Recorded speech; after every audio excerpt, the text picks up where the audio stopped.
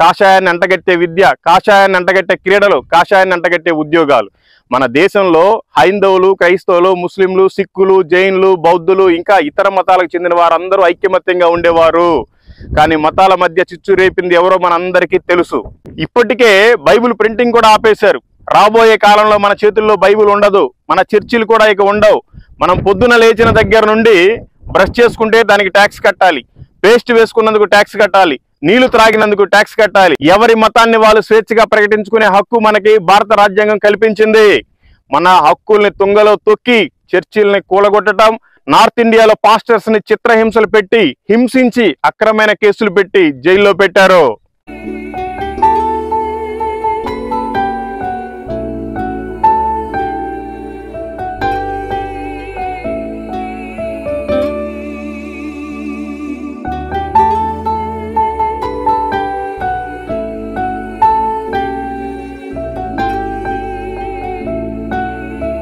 Praise the Lord. అందరికీ దేవుని పేరిట వందనాలు. ఈరోజు మీ ముందుకు ఒక ప్రాముఖ్యమైన విషయం మాట్లాడటానికని ఈ వీడియో అప్లోడ్ చేస్తున్నాను. మీ ముందుకు అందుకే వచ్చాను. దయచేసి ప్రతి ఒక్కరూ సమయోచితమైన జ్ఞానాన్ని పాటించి ఈ వీడియో లింకుని మీ వాట్సాప్ స్టేటస్లో పెట్టండి, అనేక మందికి షేర్ చేయండి. సిగ్గుపడబాకండి, స్టేటస్లో పెట్టండి. చాలా ఇంపార్టెంట్ అయిన వీడియో ఇది. ఎందుకంటే మళ్ళీ మళ్ళీ అవకాశం రాదు. అందుకనే మనమంతా కూడా సమయోచితమైన జ్ఞానాన్ని, దేవుడి జ్ఞానాన్ని పొందుకొని మన జీవితాన్ని ముందుకు వెళ్ళబుచ్చుకోవాలి. ఓకే, ఇప్పుడు ఒకే ఒక్క ప్రాముఖ్యమైన విషయం దయచేసి అందరూ గమనించండి. అదేమిటంటే జరగబోయే ఎన్నికలు. బైబిల్ గ్రంథం ఏం చెప్తుంది, మనం ఏం చేస్తున్నాం, దయచేసి ప్రతి ఒక్కరూ మనస్ఫూర్తిగా గమనించండి, గ్రహించండి, తెలివితోటి ఉండండి. రోమీలికి రాసిన పత్రిక 13వ అధ్యాయం 1వ వచనం, ప్రతివాడును పై అధికారులకు లోబడి ఉండవలెను, ఎలయనగా దేవుని వలన కలిగినది తప్ప మరి ఏ అధికారమును లేదు. ఉన్న అధికారములన్నీ దేవుని వలనే నియమింపబడి ఉన్నవి. ఈ విషయాన్ని అధికారులు మర్చిపోయారు, పెడచెవిన పెట్టారు. వాళ్ళ ఇష్టానుసారంగా మన దేశాన్ని పరిపాలిస్తున్నారు. అట్లాగే రోమీలికి రాసిన పత్రిక 13వ అధ్యాయం 3వ వచనంలో, ప్రభుత్వము చేయువారు చెడ్డ కార్యములనే గాని మంచి కార్యములకు భయంకరులు కారు. ప్రజల్ని పరిపాలించే ప్రభుత్వం ఎలా ఉంది అంటే వాళ్ళు చేసేవన్నీ కూడా కరెక్టే అని వాళ్ళు అనుకుంటున్నారు. కరెక్ట్ అంటే ఏంటో మీకు తెలుసా? ప్రభుత్వ ఆస్తులు మాయం, కరోనా విరాళాలు మాయం. మన దేశంలో దాదాపు ప్రభుత్వ ఉద్యోగులందరూ వారి జీతంలో కొన్ని రోజుల శాలరీ గవర్నమెంట్కి ఫండ్గా ఇచ్చారు. అవి కాక దేశంలోని సామాన్య ప్రజలు ఒక్కొక్కరు 100 రూపాయల నుండి వారికి తోచినట్లుగా ఇచ్చారు. మొత్తం కలిపి 9,000 కోట్లు. ఇక పెట్రోల్ డీజిల్ ధరల పెంపు ద్వారా వచ్చినవి 8,50,000 కోట్లు. గ్యాస్ ధరల పెంపు ద్వారా వచ్చినవి మరో 2 లక్షల కోట్లు. విమాన పెట్రోల్ ధరల పెంపు ద్వారా వచ్చినవి 50,000 కోట్లు. BSNL, air India, railway, Bharat petroleum, shipping corporation, container corporation, పోర్టులు, నేషనల్ హైవేలు వంటి ప్రభుత్వ రంగ సంస్థలు అమ్మకం ద్వారా వచ్చినవి 5 లక్షల కోట్లు. ఇంకా మన దేశంలో కొన్ని ప్రైవేటు రంగ సంస్థలు, కొంతమంది సెలబ్రిటీలు, కొంతమంది బడాబాబులు వేల కోట్ల డబ్బు ఇచ్చారు. ఇదంతా డబ్బు ఎటుపోతుంది? లక్షల కోట్లు ఏమయ్యాయి? మన రాజు వచ్చిన ఇంత కాలంలో ప్రజల సంక్షేమం కోసం ఒక్క పథకం కూడా పెట్టలేదు. ప్రశ్నిస్తే దేశద్రోహి అనే ముద్ర వేసి సిబిఐ, ఈడీ, ఇన్కమ్ ట్యాక్సుల పేరుతో బెదిరింపులు, దాడులు. పైగా దేశం కోసం, ధర్మం కోసమని డప్పు కొట్టుకోవడం. ఏడాదికి 2 కోట్ల ఉద్యోగాలు లేవు. పెట్రోల్ లీటర్కి 35 రూపాయలు పెంచేశారు. మహిళలకి రక్షణ లేదు, భద్రత లేదు. నల్లధనాన్ని వెనక్కి రప్పించడం మర్చిపోయారు. ప్రతి ఒక్కరికి 15 లక్షల రూపాయల అకౌంట్లో వేస్తానన్న మాట ఏమైందో తెలియదు. న్యాయ వ్యవస్థను ఆటంకం కలిగించటం, వారినే బెదిరించటం, మీడియాను హైజెక్ చేయటం, ప్రపంచ ఆకలి చావుల్లో మన దేశం ముందుంది. పేదరిక భారతదేశంగా దిగజారిపోతుంది. ప్రపంచంలో శాంతి బాగానే ఉంది, మన దేశంలో శాంతి లేదు. ప్రజాస్వామ్యాన్ని నిరంకుశత్వంలోకి దిగదార్చారు. రాజకీయాలను నేరస్తులతో, రేపిస్టులతో, ఇంకా అవినీతి నేతలతో నింపారు. దేశ సంపదను కొందరి చేతుల్లోకి పంపేశారు. అసలైన రాజకీయ నాయకులకు బదులుగా వారి పిల్లల్ని నేతలుగా చేశారు. వారసత్వ రాజకీయాలు పెంచారు. కాషాయాన్ని అంటగట్టే చరిత్ర, కాషాయాన్ని అంటగట్టే విద్య, కాషాయాన్ని అంటగట్టే క్రీడలు, కాషాయాన్ని అంటగట్టే ఉద్యోగాలు. మన దేశంలో హైందవులు, క్రైస్తవులు, ముస్లింలు, సిక్కులు, జైన్లు, బౌద్ధులు ఇంకా ఇతర మతాలకు చెందిన వారందరూ ఐక్యమత్యంగా ఉండేవారు. కానీ మతాల మధ్య చిచ్చు రేపింది ఎవరో మనందరికీ తెలుసు. ప్రణాళిక లేని నోట్ల రద్దు చేశారు. ప్రజలందరినీ గందరగోళ పరిస్థితిలోకి నెట్టారు. ప్రాణ నష్టం జరిపారు. ప్రణాళిక లేని లాక్డౌన్లు, కార్మికులు ఇంటికి నడుచుకుంటూ వెళ్తూ మధ్యలోనే తిరిగి రాని లోకాలకు చేరారు. ద్వేషపూరితమైన ప్రసంగాలు పెరిగాయి. కొట్టి చంపడాలు, అల్లర్లు పెరిగాయి. కోవిడ్ సమయంలో వ్యాక్సిన్ దేశానికి అవసరమైనప్పుడు విదేశాలకు పంపారు. వారి స్వార్థం వలన అంతర్జాతీయంగా భారతదేశ ప్రతిష్ట దెబ్బతినింది. మహిళా రెజ్లర్లను అవమానించారు. రైతుల నిరసనలో దేశద్రోహంగా ముద్ర వేశారు. విచిత్రమైన రంగులు గల బట్టలు ధరించారు. వేసిన డ్రెస్ మరలా వేయకపోగా విదేశాల నుండి కూరగాయలను, గ్రాసరీస్ను తెప్పించుకొని కోట్ల రూపాయల ప్రజాధనాన్ని కొల్లగొట్టారు. ఎవ్వరూ వేయలేని బట్టల్ని పూటకొకటి వేసుకుంటారు. ఎవ్వరు ఉండని స్టైల్ని ఎంచుకుంటారు. ఎవ్వరు తినలేని తిండిని తెప్పించుకుంటారు. ఎవ్వరు చేయలేని జీవోలు జారీ చేస్తారు. ఇన్ని చేశారు కదా, మరి ఎమ్మెల్యేలకి, ఎంపీలకి 10 కోట్లకు మించి ఆస్తులు ఉండకూడదనే జీవో ఎందుకు జారీ చేయరు? ఈ రోజున ఎమ్మెల్యేలకు, ఎంపీలకు 100 కోట్లు, 1000 కోట్లు ఎలా వస్తున్నాయి? రోజంతా కష్టపడి ఒక పేదవాడు 500 రూపాయలు సంపాదించడం చాలా కష్టం. ఏ కష్టము చేయకుండా ఇన్ని 1000 కోట్లు, లక్షల కోట్లు ఎలా కూడబెడుతున్నారు మీకు తెలుసా? దేశం మొత్తం స్వార్థ రాజకీయాలతో నిండిపోయింది. ఎవరి స్వార్థం వాళ్ళదే. దొరికిన కాడికి లాగుతున్నారు. నాణ్యత లేని కాంట్రాక్ట్ పనులు చేస్తున్నారు. ఎందుకు అంటే 50-50 కమిషన్స్. వీళ్ళకి సగం, వాళ్ళకి సగం. ఆలోచన లేకుండా ఇష్టం వచ్చిన నిర్ణయాలు ప్రజలపై రుద్దటం, ప్రజలకు సమయాన్ని ఇవ్వకుండా ఫోటోలకు, వీడియోలకు పోజులు ఇవ్వటం. ఇది మన రాజుగారు చేస్తున్న పని. నేనే గొప్ప, నేనే రాజు, ప్రపంచంలో నాలాగా ఎవ్వరూ ఉండకూడదు అనే ఆలోచనతో పరిపాలిస్తున్నారు. ఇతర పార్టీ ఎంపీలు, లీడర్లు ఎన్ని తప్పులు, ఎన్ని మోసాలు, ఎన్ని అక్రమాలు చేసినా వాళ్ళు పార్టీలో చేరితే అన్ని మాఫీ. ఏ కేసులు ఉండవు. జైలు శిక్ష అసలే ఉండదు. ఎందుకు అంటే వారికి లోక్సభలో బలం కావాలి. దేశభక్తి చాటున దేశద్రోహులు. దేశాన్ని దోచుకోవటమే అజెండా. అందులో భాగమే దేశ ప్రజల మధ్య మతాల చిచ్చు, ప్రాంతాల మధ్య చిచ్చు, భాషల మధ్య చిచ్చు, మత ఘర్షణలు, మత విభేదాలు. కార్పొరేట్స్, గుజరాతీల చేతిలో దేశ ప్రజలు బందీ. ప్రభుత్వ రంగ సంస్థలు అన్నీ కూడా ప్రైవేటీకరణ. విమానాశ్రయాలు, విమానాలు ప్రైవేటు పరం. జాతీయ రహదారులు అమ్మకం, రైల్వేల ప్రైవేటీకరణ, బ్యాంకుల ప్రైవేటీకరణ. ఉద్యోగాలు లేక నిరుద్యోగులుగా మిగిలిపోయిన యువత, అత్యధిక నిరుద్యోగులుగా పేరుగాంచిన భారతదేశం, రేప్ చేసిన వారికి కూడా రక్షణ కల్పిస్తున్న ప్రభుత్వం, దేశంలో పెరిగిపోయిన మహిళల మిస్సింగ్ కేసులు, దేశ బ్యాంకులను లూటీ చేసిన వారికి ప్రభుత్వ అండ, ఎన్నికలు వచ్చినప్పుడల్లా దేశ సరిహద్దుల్లో ఉద్రిక్తత వాతావరణం, అసత్య ప్రచారాలతో ప్రజలను మోసగించటం, ప్రత్యర్థి పార్టీలపై ఈడీ, సిబిఐలను ఉసిగొల్పి కేసులు నమోదు చేసి అరెస్టు చేసి జైల్లో పెట్టడం, ప్రశ్నించిన మీడియా గొంతు నొక్కటం, చట్టాలను నిర్వీర్యం చేస్తూ వారికి ఇష్టం వచ్చినట్లు ప్రవర్తించడం. రాజ్యాంగాన్ని రద్దు చేయాలనే పట్టుదలతో ఉన్నారు. రిజర్వేషన్స్ ని ఎత్తివేయడం, ధరలు విపరీతంగా పెంచడం, కార్పొరేట్లకి లక్షల కోట్ల రుణమాఫీ చేయటం, అవినీతి సొమ్మును, దొంగలను దేశం దాటించటం, దేశ జనాభాన్ని పేదరికంలోకి నెట్టడం. ఇది కాదంటే సౌత్ ఇండియాకి, ముఖ్యంగా తెలుగు రాష్ట్రాలకి కుక్కకి బిస్కెట్లు వేసినట్టుగా తిరుపతి నుండి సికింద్రాబాద్కి ఒక ట్రైను, సికింద్రాబాద్ నుండి వైజాగ్కి మరొక ట్రైను 2 సార్లు వేస్తారు. నేను ఎరగదీశాను అని చెప్పి అన్ని ఛానల్స్లో పబ్లిసిటీ ఇచ్చుకుంటారు. ఎవరి మతాన్ని వాళ్ళు స్వేచ్ఛగా ప్రకటించుకునే హక్కు మనకి భారత రాజ్యాంగం కల్పించింది. మన హక్కుల్ని తుంగలో తొక్కి చర్చిల్ని కూలగొట్టడం, నార్త్ ఇండియాలో పాస్టర్స్ ని చిత్రహింసలు పెట్టి, హింసించి అక్రమైన కేసులు పెట్టి జైల్లో పెట్టారు. సువార్తను ప్రకటించుకుంటే అడ్డుకున్నారు. అసభ్యకరమైన బూతులు తిట్టారు. క్రైస్తవుల గొంతులు కోసి చావగొట్టారు. క్రైస్తవ ఆడోళ్ళనే రేప్ చేశారు. ఒక్క మాటలో చెప్పాలంటే దేవుడి పిల్లల్ని మానభంగం చేశారు. ఆడవాళ్ళని బట్టలు లేకుండా రోడ్ల మీద ఊరేగించారు. ఇల్లులు తగలబెట్టారు. ఊరి నుండి తరిమేశారు. మనుషుల్ని ముక్కలు ముక్కలుగా నరికేశారు. ఇది జరిగింది. మన దేశంలో ముఖ్యంగా మణిపూర్లో అడిగేవారు లేరు అనే అహంకారంతో. కానీ ఇప్పుడు సమయం వచ్చింది. ఇది మనం గ్రహించాలి, బుద్ధి చెప్పాలి. వాక్యం ఏం చెప్తుందంటే మొదటి సమూయేలు 12వ అధ్యాయం 14వ వచనం, మీరు యెహోవా యందు భయభక్తులు కలిగి ఆయన మాటను విని ఆయనను సేవించి ఆయన ఆజ్ఞను భంగము చేయక మీరును మిమ్మును ఏలు రాజును మీ దేవుడైన యెహోవాను అనుసరించిన ఎడల మీకు క్షేమము కలుగును. అయితే మన రాజు కనీసం దేవుని పేరు చెప్తేనే జైల్లో వేస్తున్నాడు. ఇలాంటి రాజు పరిపాలించే దేశంలో మనం క్షేమంగా ఉండగలమా?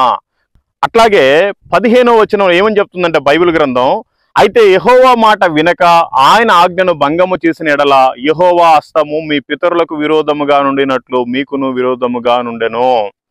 సామెతల గ్రంథం 29వ అధ్యాయం 4వ వచనం, న్యాయము జరిగించడం వలన రాజు దేశమునకు క్షేమము కలుగజేయును, లంచములు పుచ్చుకొనువాడు దేశమును పాడు చేయును.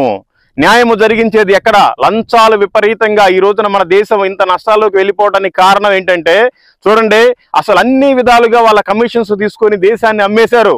ప్రతి గవర్నమెంట్ ఆస్తిని అదానీ అంబానీకి అంటగట్టేశారు.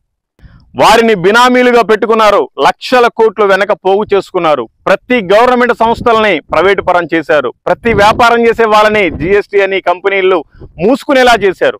ప్రశ్నించే వాళ్ళని తొక్కేశారు. మీడియా వాళ్ళని గొంతు నొక్కేశారు. ప్రతిపక్ష పార్టీలన్నీ చంపేశారు. ఒకే ఒక్క పేరుతో హిందువులందరినీ రెచ్చగొడుతున్నారు. వారిని మోసం చేస్తున్నారు. సరే, ఇవన్నీ మనకెందుకులే అని మన గురించి మనం మాట్లాడుకుందాం అనుకుంటున్నారు మీరందరూ. ఎందుకంటే మీకు భయం. ఈ లోకాన్ని ఇంకా ఆశిస్తున్నారేమో మీరు, అందుకనే ఇంకా భయపడుతున్నారు. మనం దేవుడికి భయపడాలి. ఎవరికి పడితే వారికి భయపడకూడదు. మనకెందుకు అనుకుంటే పొరపాటే. ఎందుకంటే మీరు ఎలాగూ చర్చిలో నుంచి బయటికి రారు, మీ ఇంటిలో నుండి బయటికి రారు, దేవుని సువార్త వీధిలో ప్రకటించరు, వేరే గ్రామాల్లోకి వెళ్ళి ప్రకటించరు, కనీసం ప్రకటించే వారికి సపోర్ట్ కూడా చేయరు. అందుకే ఈరోజు నేను మాట్లాడుతున్నాను. నేను బయటికి వెళ్ళి ప్రాణాలకు తెగించి మరీ సువార్త చేస్తున్నాను. అందుకే నాకు మాట్లాడే హక్కు ఉంది. దయచేసి ప్రతి ఒక్కరూ ఏమీ అనుకోవద్దు. భారతదేశానికి స్వాతంత్రం వచ్చిన దగ్గర నుండి ఇన్ని ఇబ్బందులు, ఇన్ని కరువులు, ఇన్ని బాధలు ఎప్పుడైనా వచ్చాయా? త్వరలో రాజ్యాంగాన్నే మార్చేస్తారంట. ఇప్పటికే బైబిల్ ప్రింటింగ్ కూడా ఆపేశారు. రాబోయే కాలంలో మన చేతుల్లో బైబిల్ ఉండదు. మన చర్చిలు కూడా ఇక ఉండవు. మనం పొద్దున లేచిన దగ్గర నుండి బ్రష్ చేసుకుంటే దానికి ట్యాక్స్ కట్టాలి, పేస్ట్ వేసుకున్నందుకు ట్యాక్స్ కట్టాలి, నీళ్లు త్రాగినందుకు ట్యాక్స్ కట్టాలి, ఏమి తిన్నా వాటికి కూడా ట్యాక్స్ కట్టాలి, స్నానం చేసి సబ్బుకు ట్యాక్స్ కట్టాలి, షాంపూకి ట్యాక్స్ కట్టాలి, స్నానం చేసాక తుడుచుకునే టవల్ కూడా ట్యాక్స్ కట్టాలి, దువ్వుకునే దువ్వెనకు కూడా ట్యాక్స్ కట్టాలి, అద్దానికి ట్యాక్స్ కట్టాలి, వేసుకునే బట్టలకి ట్యాక్స్ కట్టాలి, చేతికి పెట్టుకున్న వాచ్కి ట్యాక్స్ కట్టాలి, బయటికి వెళ్ళాలంటే చెప్పులు కూడా ట్యాక్స్ కట్టాలి, బస్సు ఎక్కితే ట్యాక్స్ కట్టాలి, బండి కొనుక్కున్న ట్యాక్స్ కట్టాలి, పెట్రోల్ పోయించిన ట్యాక్స్ కట్టాలి, కారు కొన్న ట్యాక్స్ కట్టాలి, రోడ్డు ఎక్కిన రోడ్ ట్యాక్స్ కట్టాలి, ల్యాండ్ కొన్న ట్యాక్స్ కట్టాలి, ఇల్లు కట్టుకున్న ట్యాక్స్ కట్టాలి, ఈవెన్ ఒక పెన్ను పెట్టుకున్నా, పెన్ను కొన్నా కూడా ట్యాక్స్ కట్టాలి, బుక్స్ కొన్నా కూడా ట్యాక్స్ కట్టాలి, బ్యాగ్ కొన్నా కూడా ట్యాక్స్ కట్టాలి, బెల్ట్కి కూడా ట్యాక్స్ కట్టాలి, సెల్ ఫోన్కి ట్యాక్స్ కట్టాలి, సిమ్ రీఛార్జ్కి ట్యాక్స్ కట్టాలి, ఎవరికైనా ఫోన్ పే చేయాలంటే కూడా ట్యాక్స్ కట్టాలి, మన డబ్బును మనం ఏటీఎంలో నుంచి తీసుకోవడానికి కూడా ట్యాక్స్ కట్టాలి, ఇంకా మనం సంపాదించే అన్నిట్లో 20%, 30%, 40% ఇలా ట్యాక్స్ కడుతూనే ఉండాలి. ఇన్కమ్ ట్యాక్స్ చెప్పుకుంటే సిగ్గుచేటు. బార్బర్ షాపులో మన హెయిర్ మనం కట్ చేసుకున్నా కూడా ట్యాక్స్ కట్టాలి. మనం పాస్ పోసుకోవాలంటే రైల్వే స్టేషన్లో బాత్రూమ్కి వెళ్ళాలన్నా కూడా డబ్బులు కట్టాల్సిందే. ఈ డబ్బంతా ఎక్కడికి వెళ్ళిపోతుంది మీకు ఎవరికైనా తెలుసా? ఇవన్నీ కడుతున్నా కూడా మన దేవుణ్ణి మనం ప్రకటించుకోవడానికి పర్మిషన్ కావాలి. అది వారెవరో చర్చిలు కట్టుకోవడానికి పర్మిషన్ కావాలి. అది వారెవరో మీటింగ్స్ పెట్టుకోవడానికి పర్మిషన్ కావాలి. అది కూడా వారెవరో. సిగరెట్లు త్రాగొద్దు, మందు త్రాగొద్దు, వ్యభిచారం చేయొద్దు, దొంగతనం చేయొద్దు, మంచి మార్గంలోనికి రండి అని చెప్పటం దేశద్రోహంగా కేసులు పెట్టి జైల్లో పెడుతున్నారు, కొడుతున్నారు, అసభ్యకరంగా మాట్లాడుతున్నారు. ఇలాంటి పరిస్థితి మనకి అవసరమా? భారత రాజ్యాంగం కల్పించిన మన హక్కులను మనం వినియోగించుకోకూడదా? ఆలోచించండి మిత్రమా. ఇంకొకసారి ఈ ప్రభుత్వం వస్తే రాకడ త్వరగా వస్తుంది నిజమే, కానీ మన మిత్రులు, మన బంధువులు, మనకు తెలిసిన వాళ్ళు ఇక్కడే మిగిలిపోతారు. మనం మాత్రమే ఎత్తబడతాం. వారిని మనం అగ్నిలో నుంచి లాగినట్టుగా కొందరినైనా బయటికి లాగటానికి, దేవుని ఎదుట సాక్షిగా నిలపటానికి కొంత సమయం కావాలి. మీరు ఎలాగూ బయటకు వచ్చి సువార్త ప్రకటించలేకపోతున్నారు. ప్రకటించే వారికైనా కనీసం ప్రశాంతంగా ప్రకటించే విధంగా మనం ఒక మంచి రాజును ఎన్నుకుందాం. ఇప్పటికైనా మనం బుద్ధి తెచ్చుకొని దేవుని పక్షాన నిలబడదాం. భక్తిహీనులకు మనం సహాయం చేయకూడదు. దేవుని వాక్యం ఏమని సెలవిస్తుందంటే 2వ దినవృత్తాంతముల గ్రంథము 19వ అధ్యాయము 2వ వచనం, నీవు భక్తిహీనులకు సహాయము చేసి యెహోవా శత్రువులకు స్నేహితుడవైతివి గదా, అందువలన యెహోవా సన్నిధి నుండి కోపము నీ మీదికి వచ్చును. ఇప్పటికైనా కళ్ళు తెరుచుకొని భారతదేశం మరో మణిపూర్ కాకముందే మతోన్మాదుల పిచ్చిలో నుండి బయటికి రండి, దేవునికి సాక్షిగా నిలవండి. ఇలాంటి పరిపాలన మనకు అవసరమా? దయచేసి ప్రతి ఒక్కరూ దేవుడికి వ్యతిరేకమైన ఏ ఓటుని వెయ్యొద్దు. మీరు ఇవన్నీ విన్న తర్వాత కూడా ఏం ఆలోచిస్తారంటే, బ్రదర్ చాలా ఎక్కువగా మాట్లాడారు, అలా మాట్లాడకూడదు, ఈ బ్రదర్ని మాత్రం ఖచ్చితంగా అరెస్ట్ చేసి జైల్లో వేస్తారు అని మీలో కొంతమంది అనుకుంటున్నారు. అనుకున్నా ఏం మునిగిపోయేది లేదు.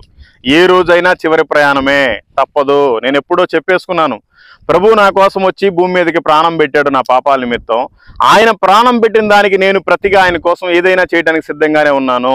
ఒకవేళ నన్ను కేసులు పెట్టి నా ఛానల్ డిలీట్ చేసి నన్ను జైల్లో వేసినా అక్కడ ఖైదీలకు కూడా సువార్త చెప్పడమే నా పని.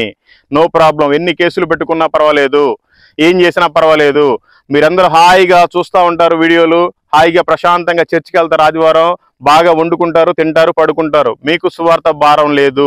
యేసుక్రీస్తు వారు చెప్పారు, మీరు సర్వలోకానికి వెళ్ళి సర్వ సృష్టికి సువార్తను ప్రకటించండి, నిన్ను వలె నీ పొరుగు అని ప్రేమించండి.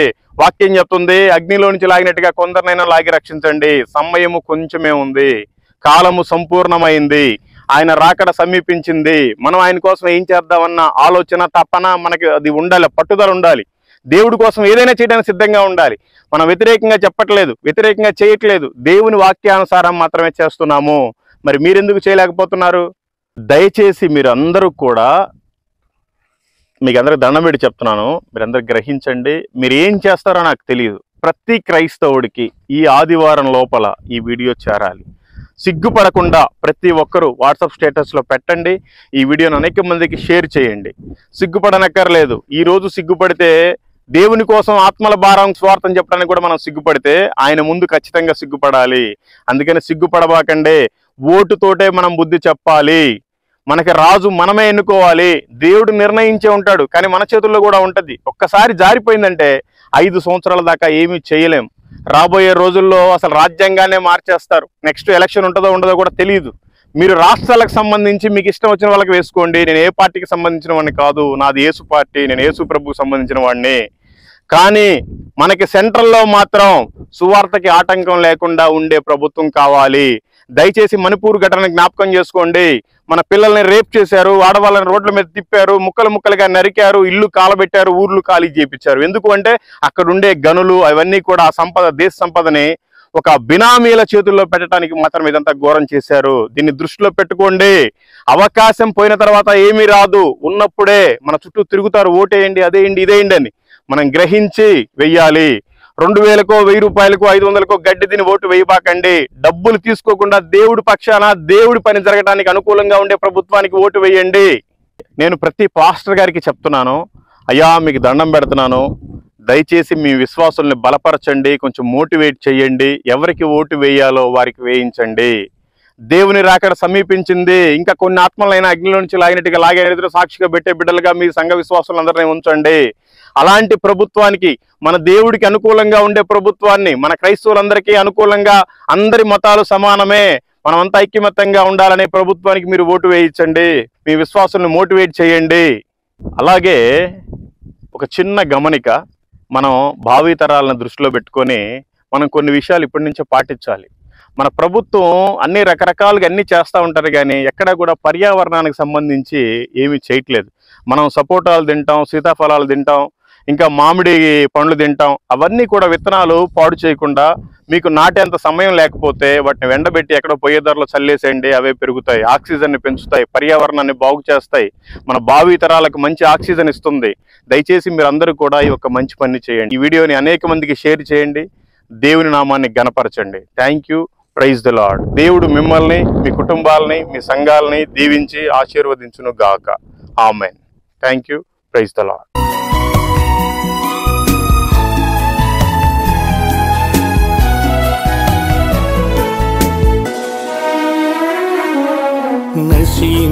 నశించిపోతున్న ఆత్మల పట్ల భారము దయచేయుమయ్యా.